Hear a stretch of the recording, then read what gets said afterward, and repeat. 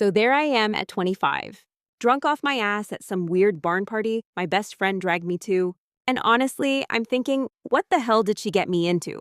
This time, Sarah always had these wild ideas about expanding our horizons or whatever, but this place is full of couples in their 30s, 40s, even 50s, all giving each other these knowing looks like they're in on some secret.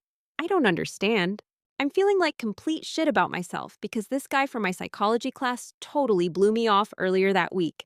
Not that he was worth my time anyway, but still, my self-esteem was pretty much in the toilet, and the alcohol wasn't helping. But then I see this absolutely gorgeous guy across the room. And I'm talking actual man, attractive. Not some college boy with his head up his ass, dark hair, confident posture. The kind of guy who probably drives something decent and has his finances figured out. He's talking to this older couple, laughing at something. And when he glances my way, I feel this little thrill in my chest. Sarah notices me staring and gives me this encouraging push, like go for it. And honestly, why the hell not? I'm young, I'm drunk, and I deserve to have some fun for once. The whole thing feels surreal, like I'm watching someone else walk over there and start flirting. He's charming in this smooth way that college guys never are, asking about my major, complimenting my dress, making me feel like the most interesting person in the room. When he suggests we go somewhere quieter to talk, I don't even hesitate. Looking back, maybe I should have asked more questions, but I was caught up in feeling wanted for once. The barn had these little side rooms, and honestly, the details after that get pretty fuzzy. All I know is I woke up the next morning feeling embarrassed as hell and hoping I'd never see any of those people again. Sarah moved across the country right after graduation. Something about a job opportunity in California. And we just lost touch like college friends do. I was ready to put that whole phase of my life behind me anyway. The party thing was just experimenting. Being young and stupid. Nothing that defined who I really was. I had bigger plans than getting wasted at weird adult parties. I wanted stability. A real relationship. Maybe even marriage someday. That's exactly what I found 6 months later when I decided to have a solo picnic at Riverside Park. I'd packed this cute little basket with sandwiches and fruit, spread out my blanket under a tree, and was just enjoying the peaceful afternoon when I heard this kid laughing nearby.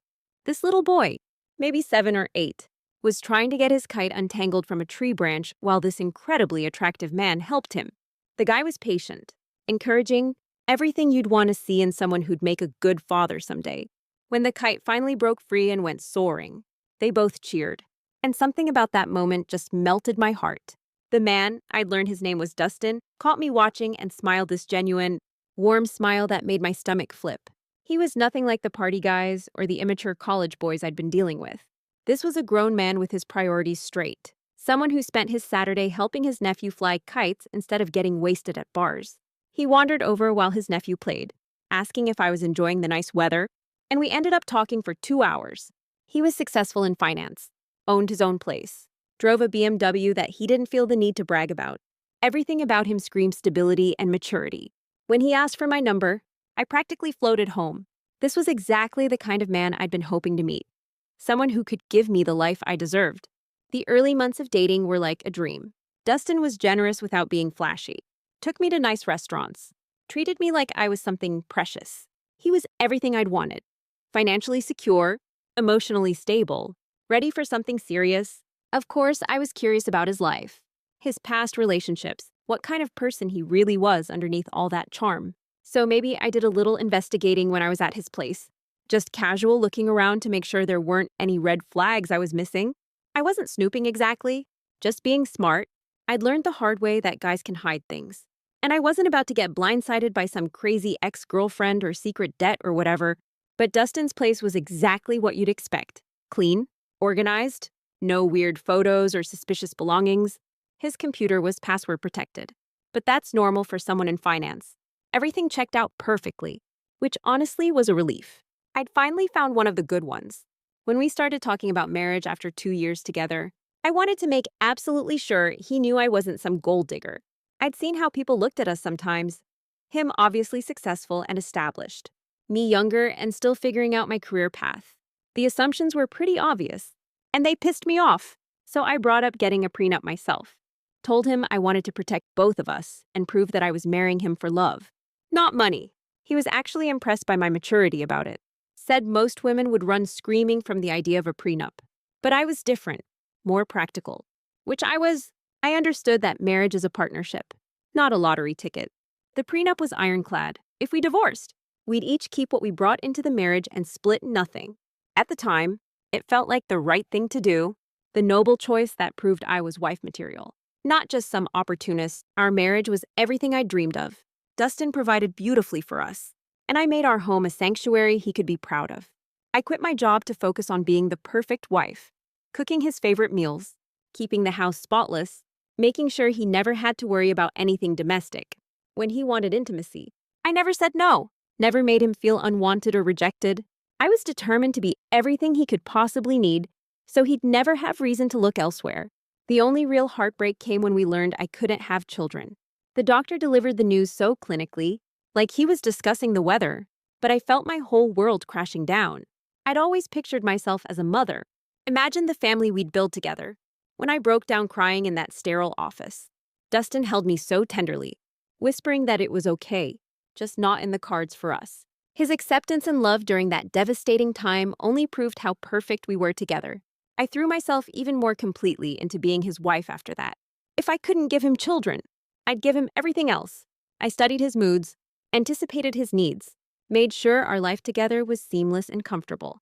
Friends would joke about how devoted I was, but I didn't care. This was what real love looked like. Complete dedication to your partner's happiness. The December morning, Dustin left for his company Christmas party. Everything felt perfectly normal. He was excited about the bonus announcements, looking forward to celebrating with his colleagues. I kissed him goodbye and spent the day planning a special dinner for when he got home. Maybe some wine and his favorite dessert.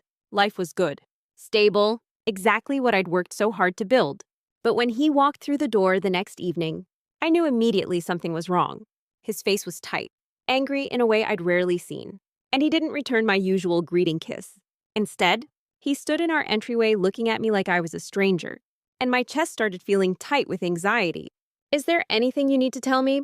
he asked, his voice cold and controlled. "Anything you've been hiding about your past?" The bottom just dropped out of my stomach. I had no idea what he was talking about, but the way he was looking at me made every nerve in my body start screaming danger. I asked what he meant, trying to keep my voice steady, but he just kept staring at me with these hard, disappointed eyes. "Todd Morrison told me something very interesting at the party last night," he said, and the name hit me like a physical blow. Todd Morrison, his boss. The older guy who'd been at that stupid barn party years ago. Holy shit, this could not be happening. "He said he slept with you. Said it wasn't just casual."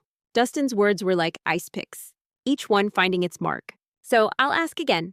Is there anything you need to tell me about your past?" My mind was racing, trying to figure out how to handle this disaster. That party happened when I was 25, drunk and stupid and dealing with my own insecurities. It was years before I even met Dustin. Ancient history that had nothing to do with our marriage. But clearly, Todd had decided to make it his business for some sick reason. I told Dustin the truth, that yes, I'd gone to a party in college where I met his boss. And yes, something happened. But I was drunk and insecure, and it was just a stupid mistake. One night, years ago, that had zero impact on our relationship. I explained how Sarah had dragged me there, how I'd been feeling terrible about myself, how the whole thing was just youthful experimentation that I'd put behind me long ago. But Dustin wasn't satisfied with that explanation. He said Todd claimed I used to frequent these parties, that it was something I did regularly, which was complete bullshit. I went once, had an experience I wasn't proud of, and never went back. But apparently his boss was determined to make me sound like some kind of regular participant in whatever scene that was.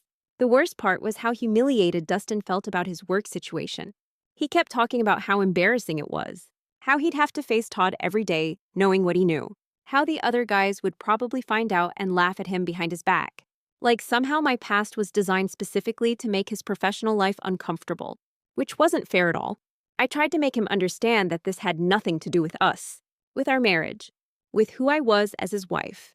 That party was a different person, a confused college kid making questionable choices. The woman he married was devoted, faithful, completely committed to our life together, but he was so focused on the workplace drama and his wounded pride that he couldn't see past it. For a couple of days, things seemed to settle down. Dustin was quiet, obviously processing everything, but he wasn't actively angry anymore. I thought maybe he was starting to realize how ridiculous it was to let some ancient history destroy what we'd built together. We were stronger than one stupid revelation from his asshole boss. Weren't we? Apparently not. 3 days after our conversation, I was served with divorce papers. Just like that.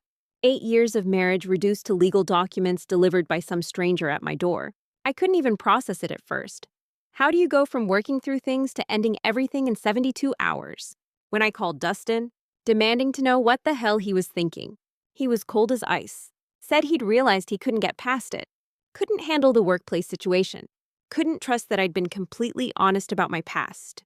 Like I was some kind of liar instead of someone who just didn't think ancient history was relevant to our marriage. The divorce was swift and brutal.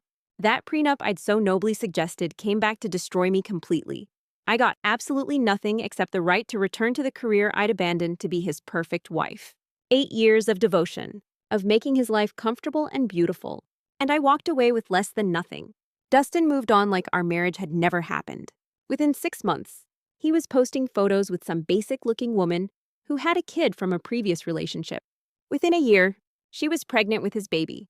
The family he'd told me wasn't in the cards for us apparently was perfectly achievable with someone else. Scrolling through his Facebook posts makes me physically sick sometimes, but I can't stop myself from checking. There they are at restaurants I used to love, taking vacations to places we'd talked about visiting, playing happy family with her kid and preparing for their new baby. She's not even that attractive, honestly, and from her profile, it's obvious she works some dead-end retail job. This is what he traded me for. This is his upgrade. The worst part is how effortlessly he seems to have everything I wanted. The pregnancy announcements, the family photos, the obvious contentment. It should have been my life. I gave him 8 years of complete devotion, perfect partnership, unwavering support through everything. But some single mom with mediocre looks and no career gets the fairy tale ending I earned. I've been thinking about writing him a letter, just to make sure he knows what he's giving up. Not to cause drama or anything, just to remind him of what we had together. How perfect we were before his boss decided to blow up our lives with irrelevant information. Maybe if he really thinks about it, he'll realize he's making a huge mistake rushing into marriage and parenthood with someone who's obviously just looking for financial security. We were soulmates, Dustin and I. 8 years doesn't just disappear because of one uncomfortable conversation at a Christmas party. That connection we had, that perfect life we built together, you don't find that twice. He's settling for convenience and availability instead of real love. And someone needs to help him see that before he makes another irreversible mistake. I know exactly what I want to say in the letter. How I never stopped loving him. How I think about our life together every day. How wrong it feels to see him playing house with someone else. Not desperate or pathetic. Just honest about what we meant to each other. He deserves to know that walking away from our marriage was the biggest mistake of his life, even if his pride won't let him admit it yet. Maybe she'll see the letter first and realize she's living in the shadow of what we had. Maybe she'll understand that she's just a rebound, a convenient replacement for the real thing. Either way, I have to try. 8 years of perfect partnership can't just end because of one night from my past that had nothing to do with him. I've drafted it 3 times already, trying to find the right tone, not angry or accusatory, just truthfully emotional about what we lost, about how I never got the chance to fight for us, to prove that our marriage was stronger than his wounded ego and workplace embarrassment, about how what we had was worth more than his comfort level at the office. The photos of their gender reveal party were the final straws, her standing there with her hand on her pregnant belly, him looking prouder than I'd ever seen him, surrounded by friends celebrating their future together.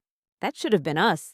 That should have been our announcement, our celebration, our future. Instead, I'm sitting alone in my apartment, watching my husband build the life I deserved with someone who stumbled into the blessing I'd earned through years of devotion. Tomorrow, I'm sending the letter, not because I'm desperate, but because real love deserves one final chance to be heard. Because somewhere underneath his stubborn pride and fear of workplace gossip, the man who held me through infertility, heartbreak still exists. Because 8 years of perfect partnership means something, even if a moment of college stupidity temporarily overshadowed it. He'll remember what we had together. He'll realize that what he's building with her is just a pale imitation of the real thing. And maybe, just maybe, he'll remember that some love is worth fighting for, even when it's complicated, even when it requires forgiveness, even when it means admitting you made a mistake, walking away from the best thing that ever happened to you.